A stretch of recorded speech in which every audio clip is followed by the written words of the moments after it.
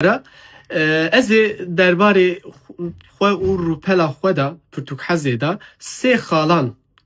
zelal bikim. Xala yekem ew e ku ez bersiva pirs û pirsyarên bi Tirkî nadim. Ango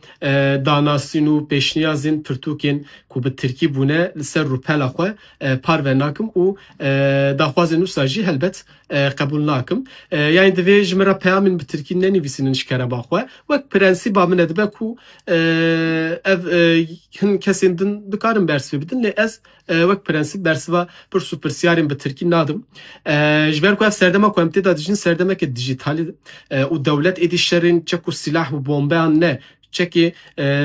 em bêjin şer bi hişê çêkirî bi jîreya çêkirî dikin. Yani divê serdemê de divê yani mirov Google Translate'ê bikar bîne jî dikare tê de Kurdî Tirkî bike û min re bi Kurdî biaxive. Yani gelekî basît e berastî. Wergera Googleê jî nexirab e.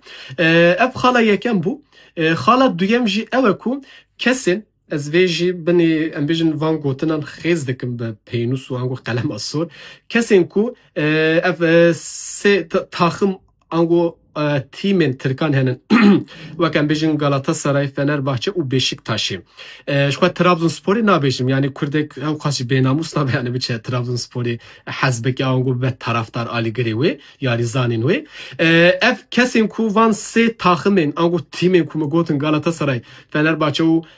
Beşiktaşê eger ku alîgirê vananin ji vanan hez dikin û vanan tîmê wan bin bila ji kerema xwe ev Kurd çi qas netewperwer dibe zana dibe Kurdî dibe Kurdewar dibe bila min neşopîne yani rûpela Pirtûkxezê bila neşopînin û ti sûdekî jî bila ji rûpela min wernegirin ez hez nakim bi rastî carna ez li profilan dinêrim ez dibînim ez gelekî xemgîn dibim û naxwazim bila ew kesanan min bişopînin ev lay bavê min bêjî ferq nake min gotiye heman tişt ez ji bo şopîneran jî dibêjim yani mebesta min ne ev e ku milyona şopîner werin ku ez di gorî dilê wan gotinan bêjim ango bikim nexêr kesên ku alîgirên van tîmanên van taximanın taraftarê wanin ango bila Pirtûkxezê neşopînin vê jî dibêjim xala sisyan û yek ji wan xalên herî muhîm û min gelek cara jî ev bersivandiye lê ez careke din derbarê vê de çend gotina bibêjim gelî dost û hevalan ez pirtûkan nafroşim ango ez pirtûk firoş nînim yani dema ku li derekê dît hin kes wek gurzek pirtûk nîşan dan navê manî ku her kesek pirtûk firoş e ez Pirtûkxezekim